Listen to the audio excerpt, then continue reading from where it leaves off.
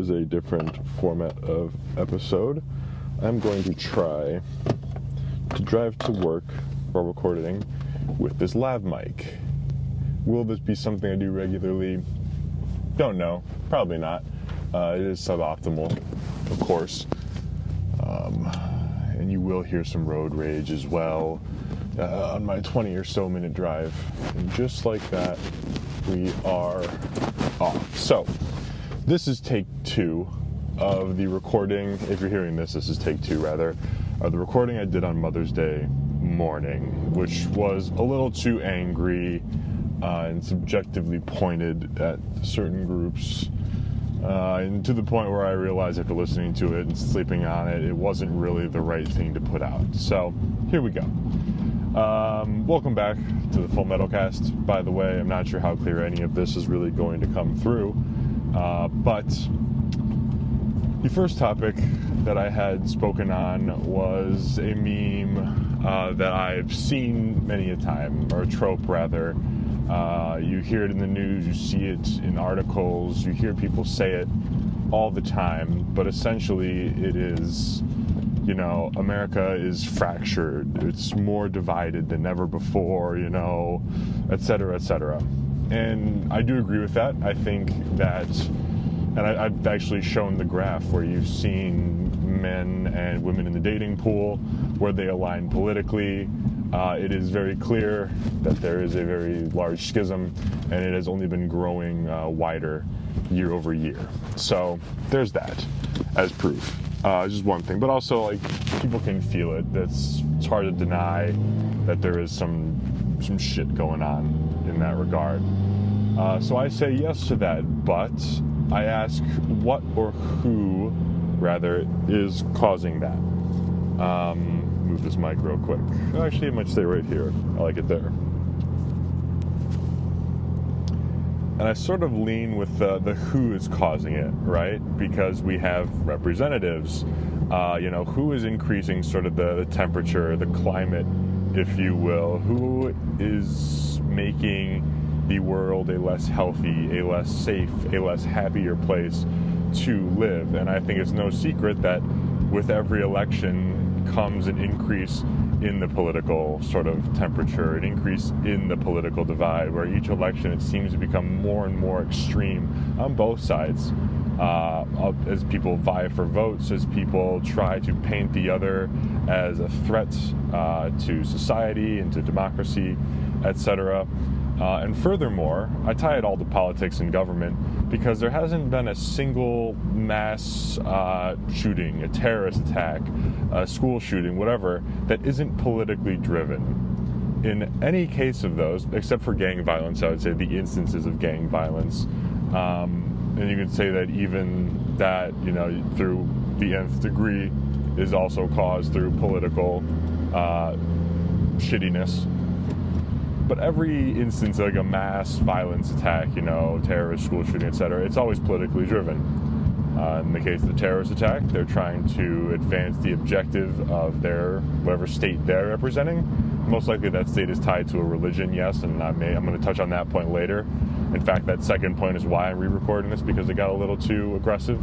But in the instance of the school shooting, it's always political as well. It's no longer a retaliation to the schoolyard bully or bullies, it would seem. It's always politically driven, especially given that we're now getting into sexual and gender identity playing a huge part, and religion as well, in some of these shootings that we've seen in the past couple of years.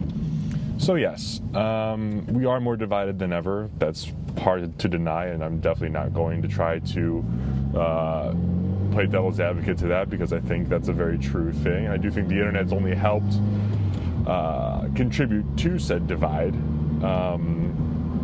But yes, we are divided more than ever. We are fractured more than ever. And I don't think we're ever going to come together en masse as a race and really sort of reverse that course. And it truly is the government's, the politicians' fault, I'm going to stand. They have made it their business. They have made it their go-to move to politicize everything. everything that shouldn't be politicized. When it comes to your health, when it comes to your protection, when it comes to your happiness, these aren't things that should be used as chips on the political, playing field. That's just. And if you look at these people, I think the asshole from New York, I forget what his role is, but he works for the state. He just pulled his pistol out and started shooting at the ground when a food delivery driver pulled into his driveway. And these are going to be the same people, and again, New York is a very anti-gun state, that are going to try to convince you that they are the experts and that they should be trusted to write rules and regulation about guns and abortion and whatever. I like to tie those two together because they seem so diametrically, opposed to each other. But we can look at them in a similar light. And I think they serve as two queens on the chessboard standing opposite of each other. They are still queens, though. They are still playing the same game. They just may be wearing different hats or different colors for the time. But yeah, they make it their business to latch on to these rights, these natural rights that you have as poker chips that they get to throw around the board when it comes time to securing votes or funding. And naturally, we sort of sniff what's going on. We may not be able to really put our finger on what's happening and point it out, but we just know it's not right. It doesn't sit right that these idiots who can't even manage a McDonald's are now going to manage our right to choice, our right to defend ourselves, our right to pick, which medications we put in our body and how much they cost, et cetera, et cetera. So yeah, the boiling point has been reached because of politicians and because of the government. And as I was looking through this and playing with this sort of thought experiment at my desk, I realized, what if a curse of Egypt, like the ones you read about in the Bible, what if just one of the plagues of Egypt, rather, what if a plague of Egypt just ran through the land? Instead of taking the firstborn, it took every state representative, it took everyone who makes a living off of your tax dollars or off of collecting your tax dollars. What if it just went through and Thanos snapped them all? Boom, gone, dust, they're nothing, they just cease to exist anymore. What would happen?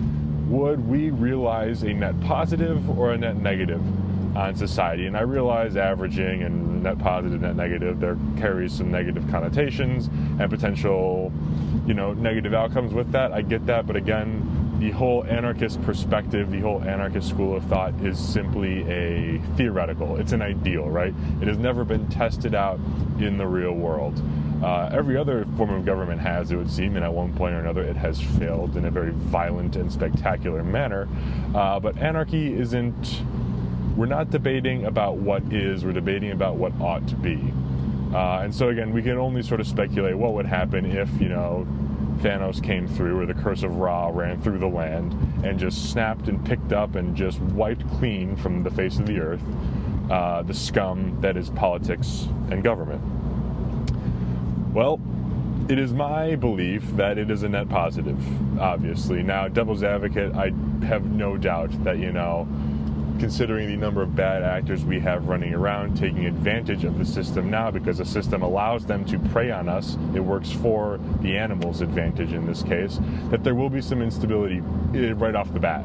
People will take advantage of the situation because we already have a number of people who are taking advantage of society, of the rules, of the good guys, if you will, despite the laws that exist, even though the laws are written very poorly. So those people will continue doing what they do best until the good guys, the responsible gun owner, the prepared citizen, the morally sound individuals realize what's happening and that they now have the freedom to adequately take care and defend themselves and their communities. And this doesn't mean they're going to go out just hunting people like the Purge.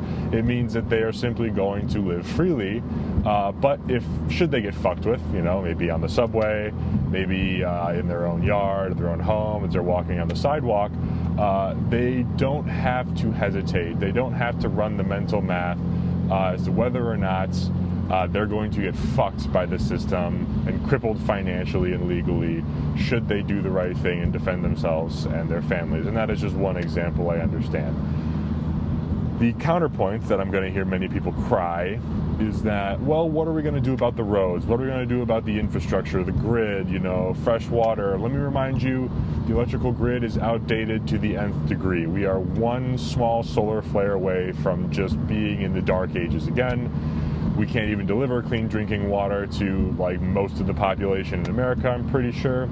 And the roads, if you talk to anyone from any city, town, or state, the roads will be their number one complaint year after year. So they cannot provide adequate power to your homes, they cannot provide safe drinking water to your communities, and they have never been able to make sure that the roads are adequate enough so that your car is not getting destroyed year over year simply by driving on them. I will also throw out there that civilizations and societies have built roads, have sourced water, have found a way to make it through with all this infrastructure before governments, or at least the government that we've seen at our scale, exists. And if you are a believer in capitalism, if you are a believer in the free market, supply will meet demand, and demand will meet supply, et cetera, et cetera. Those things will level themselves out, all things equal, without any government or legal intervention. If there is a need for smooth roads, someone will step up, throw a cost out there for people to contribute, and if the need is great enough, the roads will be fixed.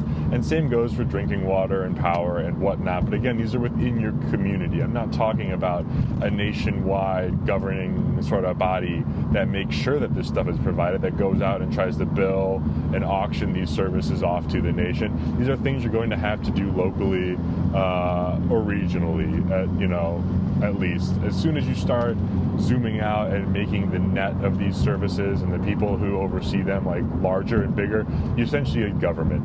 Incompetence, bureaucracy, things are just going to arise because people are going to outgrow whatever body that is sort of overseeing these services and these utilities. So that's what I was playing around with over the week. What would that curse of Ra look like? One. But if it did run through the land and it did just Thanos snap everyone who collects a paycheck from your taxes, if they all just cease to exist, what would happen? How would that look? And would it be better or worse for society?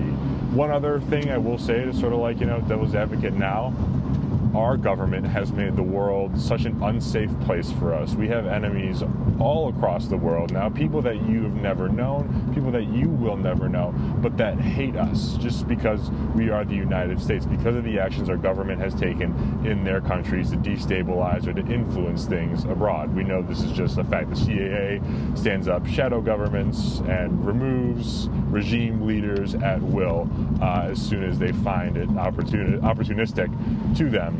Or the United States, but mostly the CIA, I'm pretty sure. So yeah, for that reason, there's generational bloodshed that we are responsible for across the world, as well as other things we've pissed any number of countries off for. Sorry, that's my police radar. And so yeah, the world is a less safe place, and we would need the defense industry that we have now to keep our country safe. And while our defense quote-unquote industry has not been used to keep our own country safe, more so than to influence and demolish other countries, sure, I can see that. Everyone has nukes now. We have several, neighbors, if you will, across the seas that would love to just level this place and then, come over and pillage the land for themselves. I get that. But again, that is your government's fault. Your government did that. And now if we have to live with them for that, that's a pretty good reason to hate them, I would say, first and foremost. And also just proof that, their existence is a net negative in large. You going me through? Yeah, thank you, sir. Appreciate that. But again, back to the conversation about roads and infrastructure, utilities and whatnot. Supply will meet demand. I truly do believe in that case. It won't be instant. At the same time, I don't think the military-industrial complex is so financially illiterate that they will just immediately cease to exist should, Thanos snap his fingers and eliminate everyone who collects a paycheck through taxes. I think they're still going to stick around collecting tribute, collecting things from the people of the U.S. That's what they do best. War and killing is their business, and business is always good, and they will make sure that is the case, I think. So you will have people and industries and companies that will still shill for the United States defense. And if it is for our defense, and if it is a voluntary contribution that people choose to participate in, I think that's a net positive. I think the country should keep itself safe from people who wish to do it harm from the outside and from within.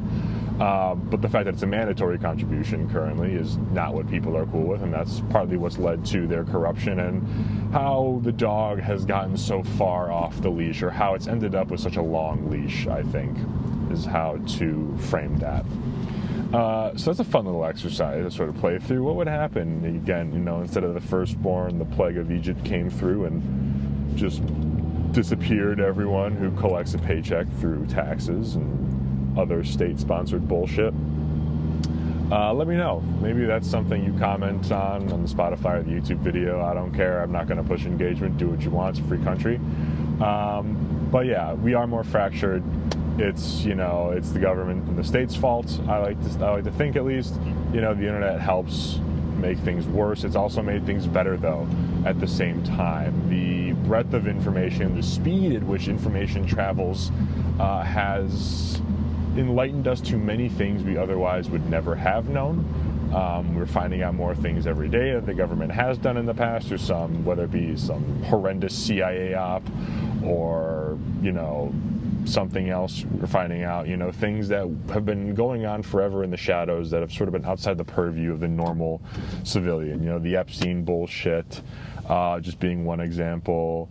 The CIA potentially killing a president, the FBI killing MLK. Like, these things do come out, and it is cool to see people become sort of enlightened to these things. However, because of just so much information and how fast it's sort of getting pumped down everyone's throats, we do have sort of the 24-hour news effect, where we read a horrendous headline, we see something the CIA did and go, oh my gosh, and then forget about it the next day and do nothing about it, sort of thing. So that's not super cool either, but I'd rather know than not know, I think.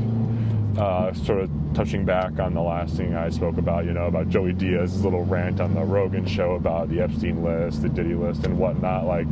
It's good to know these things. It's good to know the truth and speak the truth, but to not let it completely dismantle your psyche and, make you a slave to that, especially if there's nothing or not much you can do about it, right? So, government bad, internet good and bad. I think mostly bad, though. I think it's from a health perspective, but I won't get into that. And we are getting close to work here. Not quite there yet, but I don't think I want to start another topic before I get out and then finish it on the ride home. So I may have to stick a pin in this here. Actually, this might be a good time to shill some things that are going on. Jersey are still in production. I will send the tracking information as soon as I get it. Death's banner patches will be a mainstay on the site. I like that sort of flag. I like that banner, that icon. That's probably going to get adopted into the iconography of the show and the channel. I just think it's super cool. I'm going to get it tatted at some point, actually. I like that white rose design a lot. We have a couple of 3D printed projects in the works. One in which that's going to be up for sale on the site. They're going to be, I'm gonna tease this. I'm gonna try to provide updates on this project in post as much as possible. But I'm working on 3D printing micro lattice padding for ballistic helmets. I have printed a number of drafts over the weekend and throughout the week, or Monday rather. This is Tuesday. To which I found I'm going to need a different type of filament. I was unable to get what I was printing with to a level of softness that was comfortable on the head, should it be lining a helmet. It still needs to be rigid, obviously, to a degree to prevent, from head trauma. But what I had was simply way too stiff and way too uncomfortable, and in no way did it actually resemble padding at all. So we're changing up the filament, we're changing up the material that we're using to print these things now to a little bit of a softer filament that has been tested and used in a helmet format before. So looking forward to the results there. And then a new pre-order for a new shirt, patch, slap. We'll see what happens. Maybe even a hat design coming soon as well. Very excited about that. So stay tuned for that. And then I will be back in the car finishing this up after work. And we'll get into the second topic that caused the last episode, or the first take of this episode, to be scrapped and recorded in the car now. Alright, we are back. Let's do this shit. Alright, clocked out of work. Put in the car, heat up a little bit, getting the oil circulating. Where did we leave off? I believe we wrapped up the first topic. Don't know if we're going to get into AI before I get home. I need to pick that one up at the homestead. However, the second thing, and this is a little internal, I guess, dialogue or debate I had with myself, because the past few times I have been to church, and I will admit I am not a great practicing Catholic. I've sort of fallen out of love with the church. I have my own relationship with, my God, and that's that. The past few times I've been to church, for Easter, Christmas before that, and then most recently on Mother's Day, per my mother's wishes, I found myself increasingly less happy to be sitting there, especially, speaking to the prior topic here, with the political climate the way it is, the geopolitical climate the way it is, and things only becoming spicier and spicier. I don't like sitting in a church with my back towards the only exit, potentially waiting to be the victim of some terrorist or political activist or someone just trying to garner attention through an extreme measure. And then as I sort of continued looking into that, I think I find myself, and this isn't just churches, this is just places in general with, no weapon signs or gun-free zones, I find myself less and less happy and even spiteful to be spending time in and supporting places and organizations and people that do not value me as a human being, and I think, to be more specific, value my right to protect myself and my loved ones. So why would I, now the car is heat up, we're going to get rolling here, why would I want to and take pleasure in sitting in something like that for the sake of making someone else happy? And I realize that's going to rub a lot of people the wrong way, and this is part of the reason why I am re-recording. This is sort of where I landed on it. I've gone to church and I've entered the building to do the thing, to sit down, stand up, kneel, sing, and whatnot for my mother, essentially. I'm not doing it for myself or for anyone else, really. And I find that pretty silly, and I wish they wouldn't go either if it's not a safe place or not as safe of a place as I would like. But that is, I think, really where my frustration stems. And again, not just from church. Obviously, my frustration with the church stems from other things, and that's a personal thing I'm not going to spill into, because I think I did a little too much in the first take of this. But yeah, you see it all the time, especially when you cross state lines, where you may have reciprocity, if you care about that sort of thing, where no weapon signs actually do have legal weight. They don't in this state that I live in currently, which is awesome. But in other states, you have to abide by no weapon signs, and it's like, have we not learned from every school shooting that's ever taken place, that really doesn't matter? And that's the point that I typically stand on when it comes to these things. That if someone's already made up their mind that they want to shoot up a school, I don't think the legal ramifications are really top of mind, or were really a barrier to entry to that decision. So yeah, there's that. Construction. So I guess I'll keep that one short and sweet. And this sort of goes back to the topic of knowing your worth and jumping on an airplane that was assembled by the most diverse group of people rather than the most qualified group of people, or the most diverse group of people flying it rather than the most qualified people flying it. Know your worth when it comes to putting yourself into situations and entering and supporting places. Maybe they don't value you as a human being, or they don't really care about your ability to defend yourself, despite history and lessons learned from prior tragedies and events, and only seeing the climate in this country increasing. Good people break bad laws. That's always going to separate, I think, the prepared, group, the gun culture group, more than anyone else. I would hope that, we break bad laws and we do so responsibly. And I'll sort of leave that tidbit at that.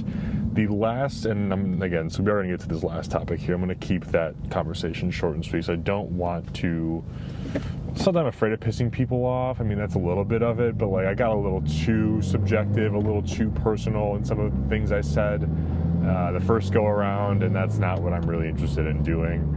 So we're going to stay away from the religion topic a little bit. That's just not what I'm interested in doing. I think religion's great for people, so long as you know you're not an extremist, so long as you value everyone's, natural rights and respect everyone's natural rights. I think it's a net positive. I think in that sense, my pillar, beware the frailty of man. I think everything that man touches, or men in general, I think are just prone to being corrupt by power. Power doesn't corrupt. Jesus, that was a brutal pump. Power doesn't corrupt. It's man's weakness, and I think the inevitability that man will be corrupted by the sort of prospect of power. And that's why, I have the relationship with the church that I do. So, leaving it at that.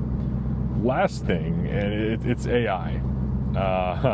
This, I think, is going to be an interesting hill to die on, and it's going to be a very polarizing and divisive topic.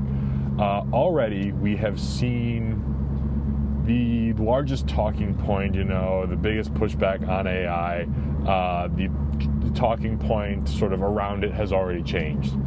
And it happened at a very large corporate event, and you're seeing in the media more and more as sort of these CEOs, these AI companies are now throwing it around. So the first pushback to AI rolling out is, it's going to replace people, and people are going to lose jobs. And if you've seen anything in this country, you know how we as a capitalist society function, you'd be stupid to not believe that. However, these monkeys in suits will just straight up gaslight you and lie to your face and say, no, that's not true. People who use AI will replace people who don't use AI. As if we've never once cut corners wherever it's possible to save a cent and opted for automation, in place of humans, even in the service sector, but mostly manufacturing, tech, and whatnot. Now the talking point isn't, it won't take jobs. The talking point is companies that use AI will replace companies that don't. So now we're even removing the human element out of it. I think that lie has become a little too broad-faced, and now we're going to try to shy away from that.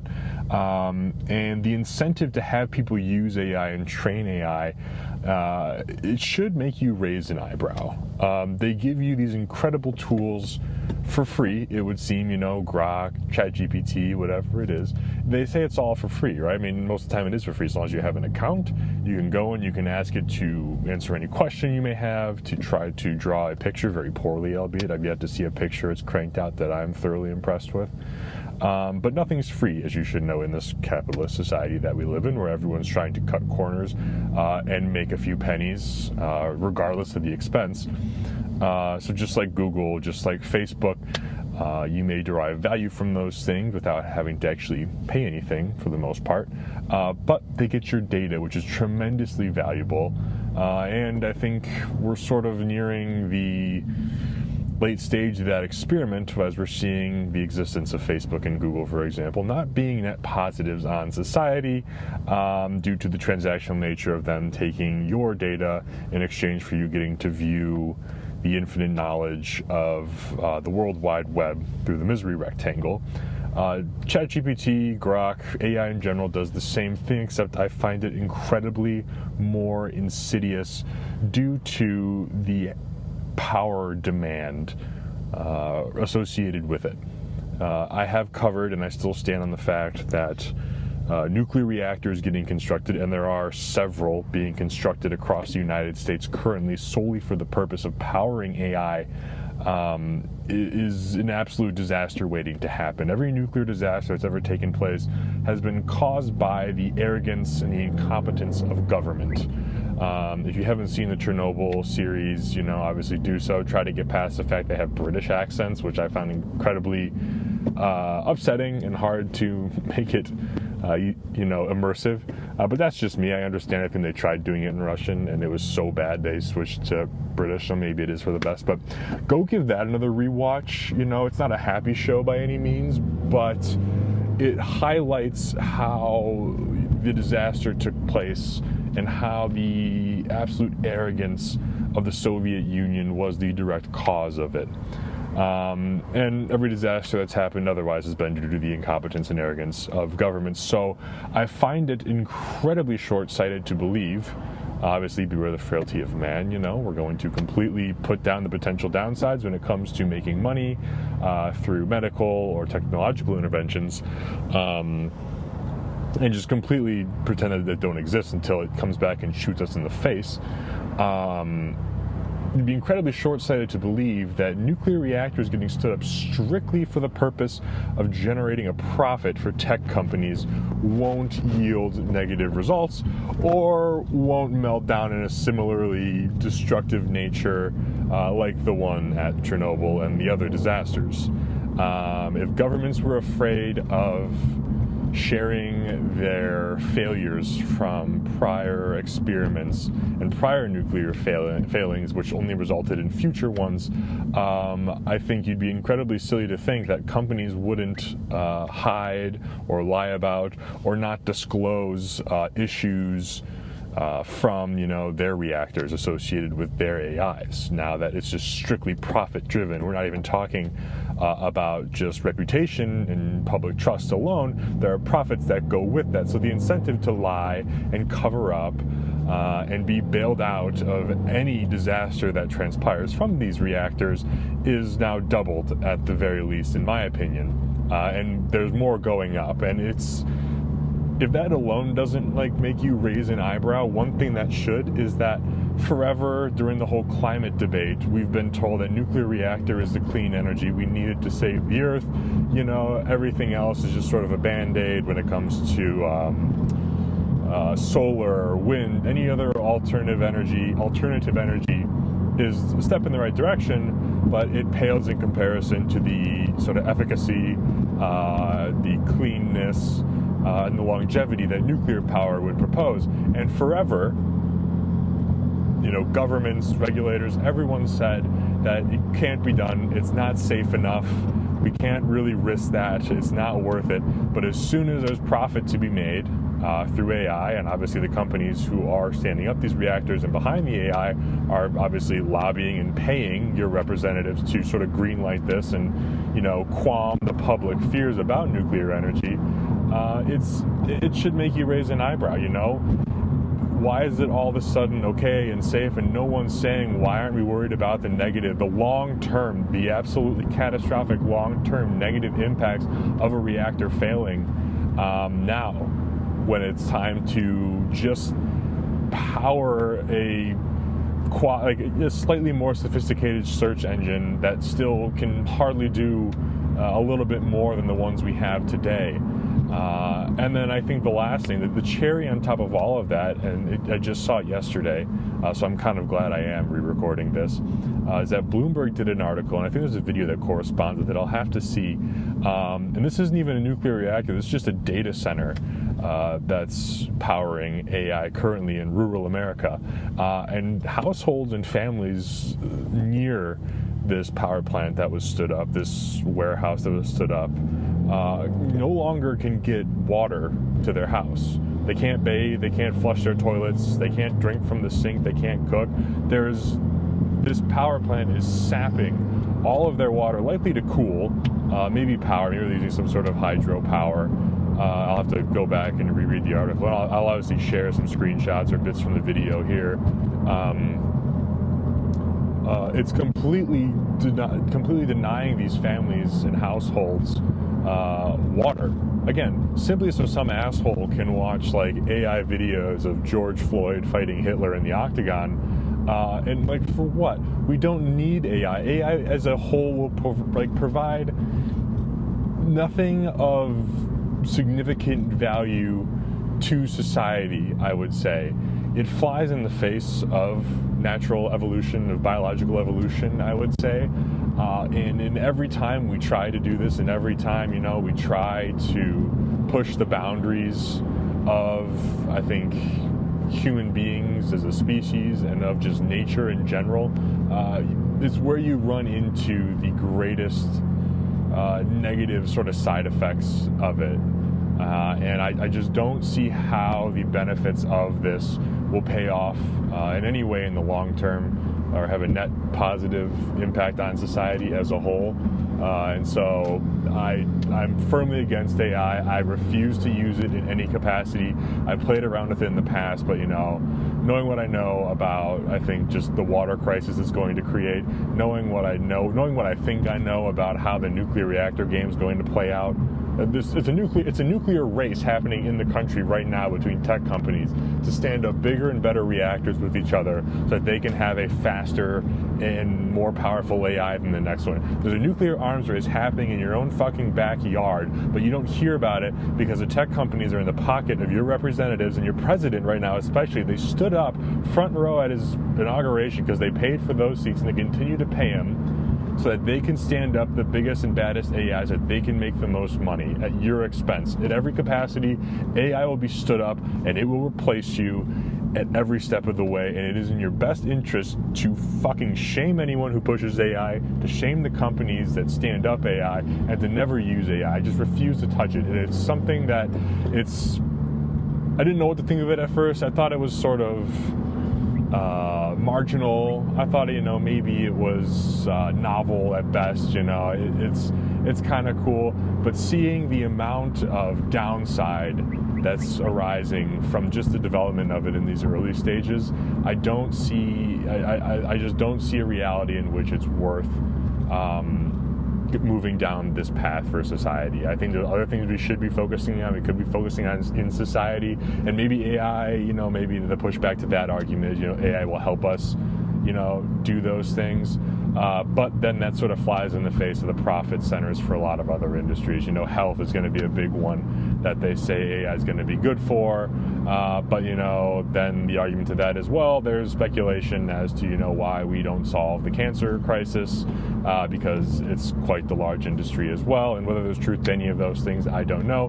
Whether, you use AI or not, I personally don't care. I know I said to shame anyone who uses it and to shame the companies. Shame the companies all day long. I think you should bully big tech companies. I think they're incredibly insidious, greedy, and wicked at every step of the turn. They only help censorship sort of become more of a thing. They normalize censorship and the feeling of being censored. So fuck big tech at every step. Fuck AI. Again, I'm not telling you what to do. I shouldn't tell you what to do if I do. That's not the purpose of this. I'm simply telling you what I think. But the AI conversation is one I am getting increasingly more and more volatile with. I don't see a net positive to you or to I or to anyone that comes from AI except the pockets of big tech and big corporations, and that's always at your expense. I think another example I've used like the pharmaceutical industrial complex in this country is another example of how something being strictly profit driven turns out to be incredibly insidious and working against us rather than for us. So these big tech standing up these nuke reactors and AI, at the end of the day, it will replace you at your job or part of your job, or it'll be used as justification why you should be paid less or why finding a job will be even harder as if you needed that.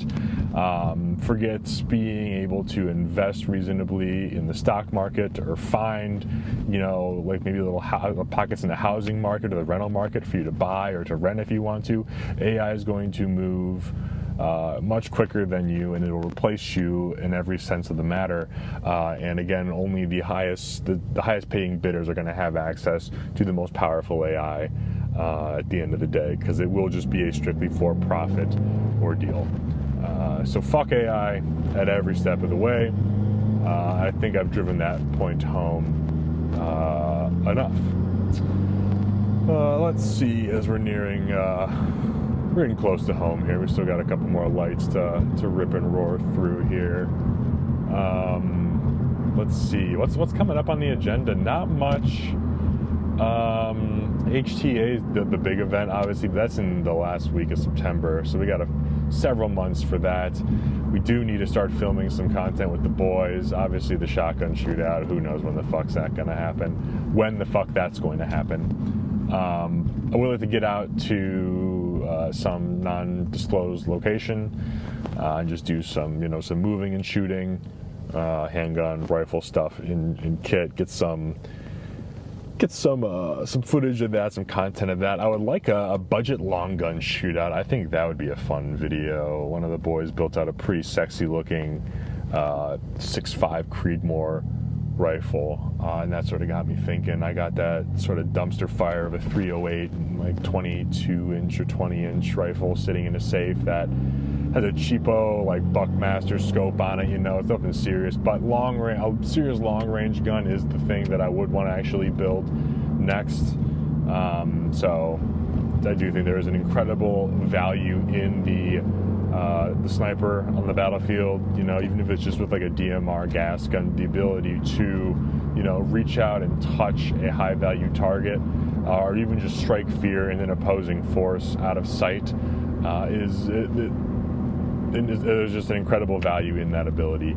And so just like being able to do 1R1s, just like being able to work on your draw time, Mozambique drills, your build drills and whatnot, I think long range shooting needs to enter that conversation just as well, because if you do end up in a near peer conflict, your ability to draw from a holster, obviously not as important as being able to use your rifle and hit targets in high pressure situations from longer than 25 yards. Not saying that it's not important to, work on your concealed carry draw. Obviously you do that every day and you're not in a wartime scenario now. So yes, please do that. Please be proficient at that.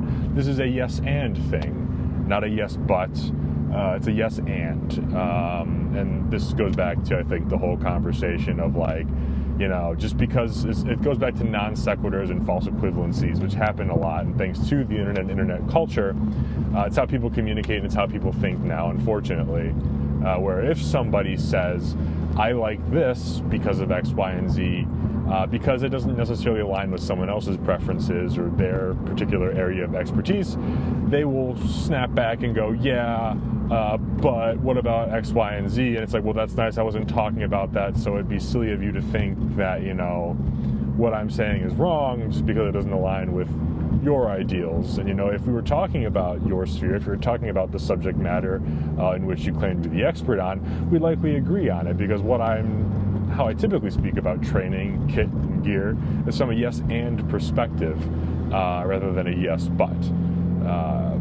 Should you have, can you, let's think of an example of this. One example I've used is, realistically, is a chest rig the most you're ever going to use as a civilian in any situation? You can get by and still be proficient with it, and is in most cases overkill, as it'll likely just sit unused, hopefully, outside of a training scenario. Yeah, sure.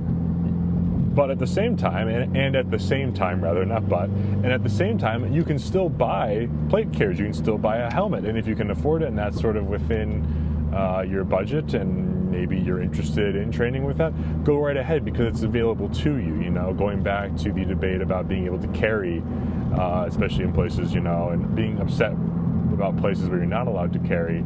I can, therefore I do. When it comes to my safety and health, if I have the ability to take it into my own hands, those things into my own hands, and sort of impact, and if not completely determine and confirm that I sort of get the positive outcome that I'm wishing for, I absolutely will do that, because there's nothing immoral about that. In the sense of carrying a firearm, in the sense that I'm going to carry concealed on my person, there's nothing immoral about that whatsoever. It harms nobody by me doing it. It only helps to ensure a better outcome for the safety of myself, my loved ones, and the people around me, should someone with ill intentions or ill will decide to carry a firearm in a different manner to do harm in that setting, most likely because they saw that setting was a gun-free zone. You can make the argument that, in fact, there's a moral decision to carry like that. So when it comes to decisions about training, especially with firearms and, preparedness, if you can, do. And make the conversation about kit, training, and gear a yes and, rather than a yes but. People, especially in social media, because your account has to be focused on something, people pigeonhole themselves and they pigeonhole other people And again, by nature of social media as well, people get very defensive and emotional when things are said or are experienced and witnessed that don't line up with their own beliefs. And so therefore, if you see someone talking about, CQB tactics mostly, whether that be rifle length or footwork, you get a lot of people who get all poopy for no reason. And even though the account posting the content never directly shat on somebody's opinion or, someone's method because they didn't talk about it or stand it up, what the fuck is this asshole doing? Because they didn't, prop out their method or their, best way of doing it in their opinion, they come into the comment section, they go, fuck you have no idea what you're talking about, doing CQB like that, what's up with that footwork, why are you running X, Y, and Z? But it's a completely non sequitur, it's a non-equivalency, unless that person directly called out the fact that they're shitting on a certain method or a certain piece of kit or gear. So be a yes and person in this space, not a yes but person. Don't be dogmatic. That goes back to the last episode as well. If you're a dogmatic individual, it's usually typically shows people that you know very little about what you're talking about, and it turns people off from, I think, this sort of sphere entirely. I think we have enough people who claim to be subject matter experts and they'll still shill SIG until the end of the day. So yeah, don't do any of that. But pulling in now, if I decide to record a little more, I'll be right back. But otherwise, and until then, stay metal. Thank you.